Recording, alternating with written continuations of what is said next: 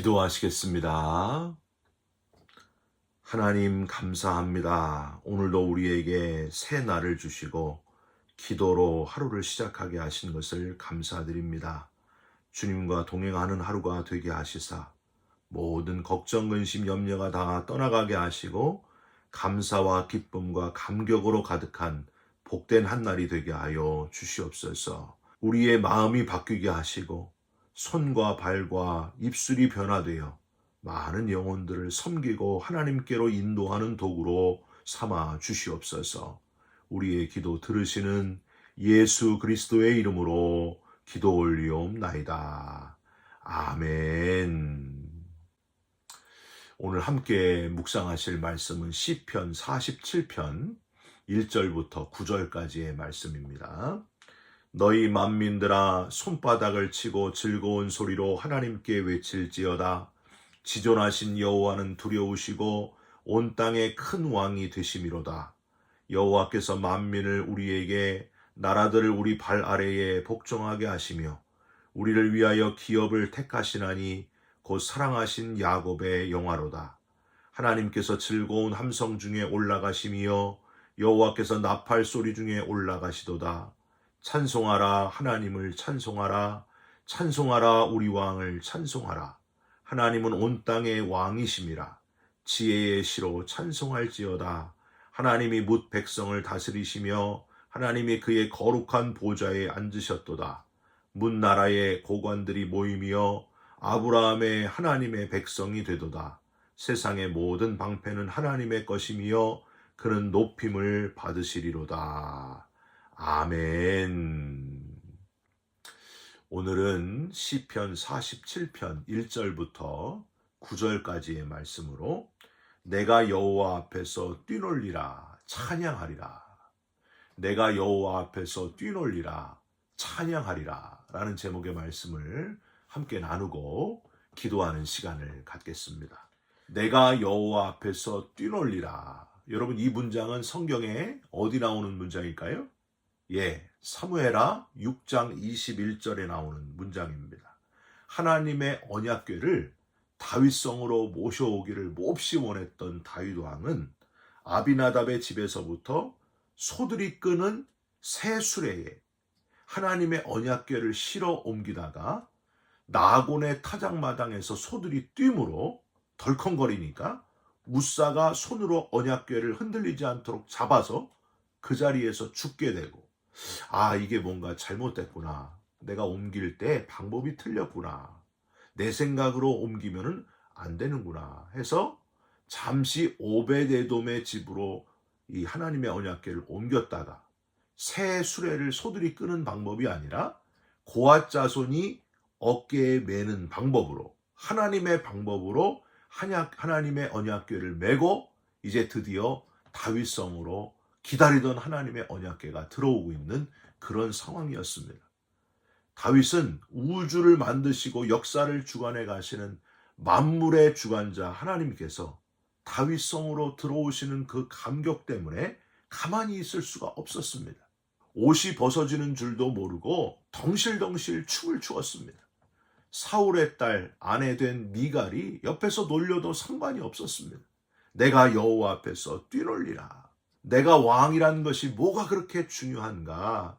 어떻게 전능하신 하나님의 법궤가 내 집으로 들어오시는데, 하나님께서 지금 들어오시는데 내가 어떻게 가만히 있을 수 있는가? 내가 여호와 앞에서 뛰놀리라. 마음껏 하나님을 찬양하리라. 내가 더한 것도 하리라.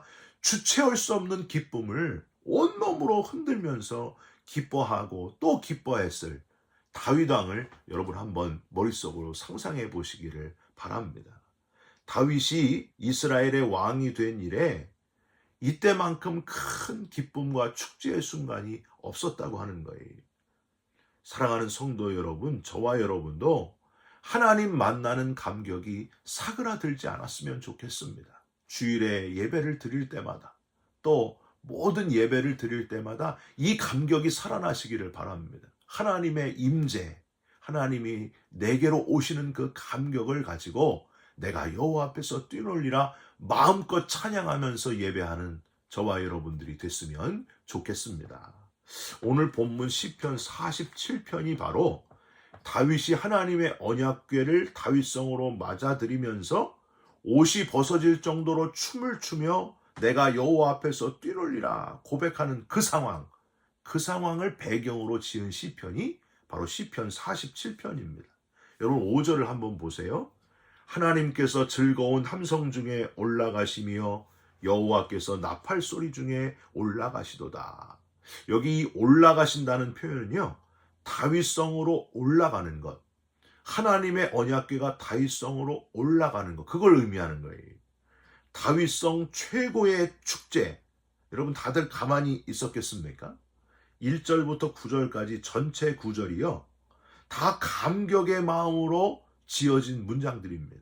그 이상으로 찬양을 드릴 수 없을 정도로 가장 최선을 다해 인간이 낼 수 있는 최대의 소리, 최대의 감격으로 불려지는 노래. 새벽이라서 조용히 말씀을 드리지만은 이 시편 47편은요, 그냥 조용히 앉아서 묵상할 수 없는 그런 찬송시입니다. 여러분 마음껏 찬송하시면서 기뻐하면서 하나님께 예배할 때마다 찬양이 넘쳐나시기를 주님의 이름으로 부탁드립니다. 좀 더 구체적으로 다윗은 이 시편 47편을 지어서 선포하면서 어떻게 특별한 방법으로 하나님을 찬양했는가? 첫째로요, 다윗은 철저히 하나님의 이름, 내 이름이 아니라 하나님의 이름을 드러내면서 하나님을 찬양했다는 거예요. 1절부터 9절까지 9절이잖아요. 그 중에 하나님의 이름이 들어가지 않은 절이 하나도 없어요. 5절, 8절, 9절은요. 심지어 2번씩 하나님의 이름이 들어가 있습니다. 4절만 하나님의 이름이 안 들어간 것 같은데 영어 성경으로 보면요, He chose our inheritance.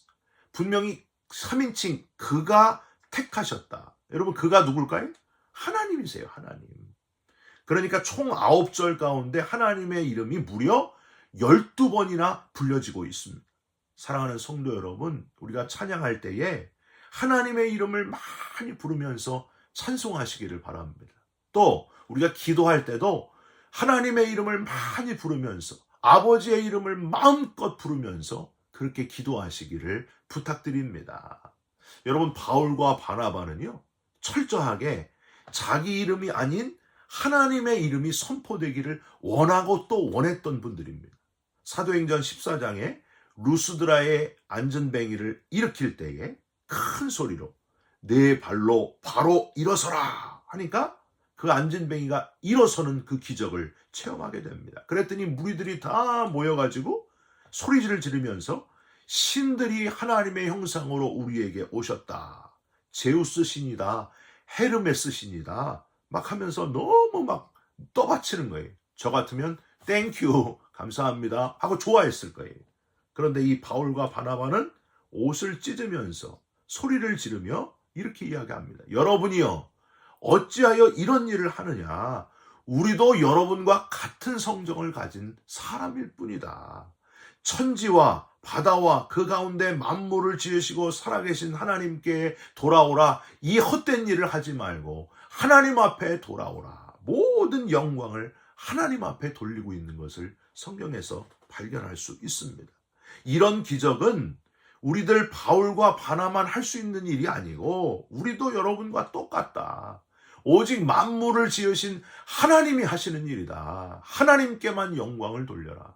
내 이름이 아니라 하나님의 이름을 마음껏 높였다 하는 겁니다. 베드로와 요한도 마찬가지였어요. 여러분 기억하시죠? 비슷한 기적. 성전 미문에 앉아서 구걸하는 안진뱅이를 보았을 때 은과 금은 내게 없거니와 내게 있는 것으로 내게 주노니 곧 나사렛 예수 그리스도의 이름으로 일어나 걸으라.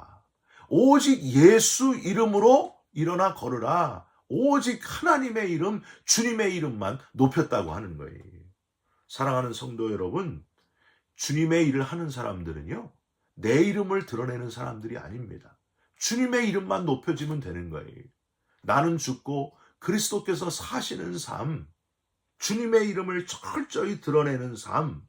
여러분 교회에서 일할 때도요, 내 이름 몰라줘가지고 너무너무 속상해하지 마시기를 바랍니다. 여러분 교회에서 일할 때도요. 내 이름이 드러나지 않아서 너무 속상해하지 마시길 바랍니다. 내 이름이 직분자 명단, 집사님, 권사님, 장로님 명단에 빠져 있어도 너무 서운해하지 마시기를 바랍니다.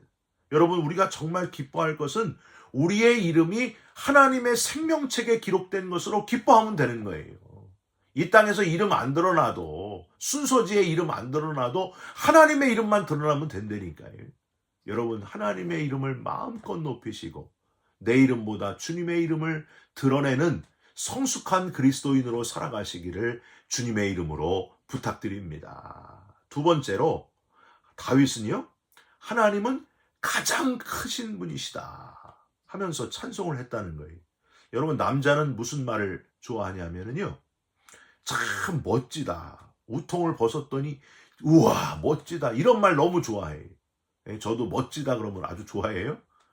여러분 80대 할아버님이 우통을 벗고 멋지다 그런 소리를 들으면 우통을 계속 벗으신대요. 또 여성들은요, 예쁘다라는 말을 좋아해요. 20대건 50대건 60대건 80대건 예쁘다 하는 말을 싫어하는 여성분은 한 사람도 없어요.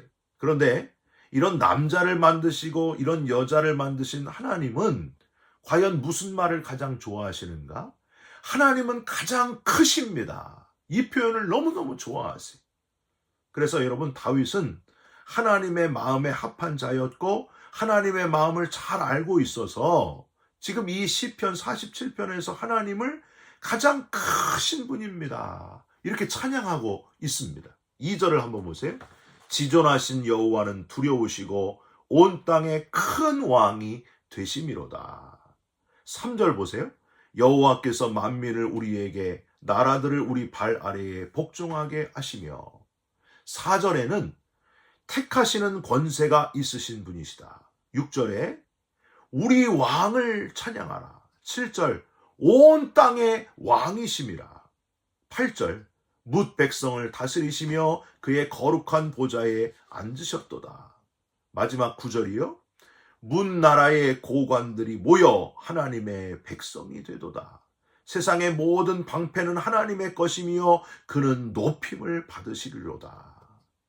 철저하게 절마다 계속해서 하나님을 가장 크신 분으로 찬양하고 높이고 있습니다. 시골 사랑방에 4명의 할머니가 모여가지고 서로 자식 자랑을 하면서 수다를 떨고 있었습니다. 이 할머니들은요, 질투심이 많고 지기를 너무너무 싫어하는 분이셨어요. 첫 번째 할머니가 말합니다. 우리 아들은 큰 교회 목사라고, 교인들이 우리 아들더러 우리 목사님 그러면서 따른다고. 그랬더니 두 번째 할머니가 이렇게 말해요. 그래요? 우리 아들은 추기경인데 남들은 우리 아들을 보고 고개를 숙이며 존경을 표한다고. 그랬더니 세 번째 할머니는 웜에 우리 아들은 교황이요, 교황. 남들은 내 아들 보고 오 거룩하신 분 그런단께. 그랬더니 마지막 네 번째 할머니는 기다렸다는 듯이 이렇게 말을 합니다. 그런데 이걸 웃잖아. 우리 아들은 쇼다리에 곰보에 거기다 뚱 보이기까지 하니 말이디. 그런데 사람들은 우리 아들을 보고 오 마이 갓 하고 우리 아들을 신으로 높인다네 하면서 자랑을 했다는 이야기입니다. 이게 말도 안 되는 이야기 같은데 사실 이게 바로 우리들의 모습 아닙니까? 한심한 이야기 아닙니까? 세상 사람들은 저마다 자기를 또는 내 자식을, 그것도 아니면 내가 아는 사람들을 세상에서 가장 큰 존재라고 높이려고 하는 그런 본능에 치우쳐서 살아가고 있습니다. 그래야 자기가 높아진다고 착각하기 때문이에요. 우리는 달라야죠. 아무리 큰 교회의 목사님이고 추기경이고 교황이고 해도 하나님이 오늘 밤에라도 우리를 부르시면 죽음의 한계 앞에 아무것도 할 수 없는 존재들이 바로 우리들입니다. 속담으로 하면은 뛰어봤자 벼룩입니다. 정말 크신 분을 찾아야 하지 않을까요? 모든 인간이 뛰어넘을 수 없는 한계를 뛰어넘어 영원한 삶을 준비하고 계신 하나님. 여러분, 우리가 가장 크신 분으로 높여야 할 분은 오직 한 분, 가장 크신 분 하나님이심을 잊지 마시기를 주님의 이름으로 부탁드립니다. 마지막으로 다윗은 하나님을 지혜의 시로 찬양했다고 하는 거예요. 7절을 한번 보세요. 하나님은 온 땅의 왕이심이라 지혜의 시로 찬송할지어다. 여러분, 지혜의 시가 뭘까요? 지혜는 지식과 다릅니다. 무엇인가에 대한 정보를 많이 아는 것은 지식이고요, 지혜가 아니라고 하는 거예요. 참 지혜는 장로교 창시자 칼빈이 이 시편 47편을 주석한 부분에서 우리는 참 지혜를 찾을 수 있습니다. 칼빈은요, 5절과 8절을 강조를 하면서 5절에 즐거운 함성 중에 올라가심이여와 나팔 소리 중에 올라가신 분은 예수 그리스도시다. 8절에 뭇 백성을 다스리며 거룩한 보좌에 앉아 계신 분, 이는 분명히 예수 그리스도의 부활과 승천을 예표한다. 이렇게 주석을 하고 있습니다. 그래서 이 시편 47편은 메시아 왕권의 탁월성을 찬미하는 시다. 이렇게 표현을 했습니다. 지혜는 뭘까요? 바로 예수 그리스도를 아는 거예요. 예수 그리스도의 죽으심과 부활과 승천을 알고 믿는 것, 죽음으로 우리 인생이 끝나는 것이 아니라 예수님이 우리를 위해서 대신 죽어주셔서 우리에게 영원한 영생과 부활의 길이 열린 것처럼 우리에게 이 땅의 삶으로 끝나는 것이 아니라 영원한 삶이 기다리고 있음을 아는 것, 이게 지혜라고 하는 거예요. 이것보다 더 큰 지혜가 없습니다. 여러분, 아무리 지식을 많이 가진 사람이라도요, 가방끈이 길어도 이 구원의 길, 생명의 길, 부활의 길을 모르면은요, 그 사람은 무식한 자일 뿐이에요. 사랑하는 성도 여러분, 구원받은 자로, 부활을 사모하는 자로, 지혜의 시로 하나님을 마음껏 찬양하시면서 그리스도인으로, 참 그리스도인으로 감격 속에 하루하루를 살아가시기를 주님의 이름으로 축원드립니다. 기도하겠습니다. 하나님, 감사합니다. 하나님의 언약궤가 다윗성에 들어오는 감격으로 시편 47편을 지은 다윗의 그 감격의 찬양, 우리도 그런 감격의 찬양을 드리는 그리스도인들이 되게 하여 주시옵소서. 구원받은 감격으로 하나님의 이름을 드러내며 가장 크신 하나님을 찬양하게 하시고 구원에 이르는 지혜를 주신 하나님께 평생 동안 감사하며 찬송하며 영광을 돌리는 우리의 삶이 되게 하여 주시옵소서. 예수 그리스도의 이름으로 기도 올리옵나이다. 아멘. 하늘에 계신 우리 아버지여, 이름이 거룩히 여김을 받으시오며 나라가 임하시오며 뜻이 하늘에서 이룬 것 같이 땅에서도 이루어지이다. 오늘 우리에게 일용할 양식을 주옵시고 우리가 우리에게 죄진 자를 사하여 준 것 같이 우리 죄를 사하여 주옵시고 우리를 시험에 들게 하지 마옵시고 다만 악에서 구하옵소서. 나라와 권세와 영광이 아버지께 영원히 있사옵나이다. 아멘. 사랑하는 성도 여러분, 오늘도 하루를 살아가시면서 내가 여호와 앞에서 뛰놀리라, 마음껏 하나님을 찬양하면서 좋은 하루를 살아가시기를 바랍니다. 여러분 사랑합니다. 축복합니다. 감사합니다.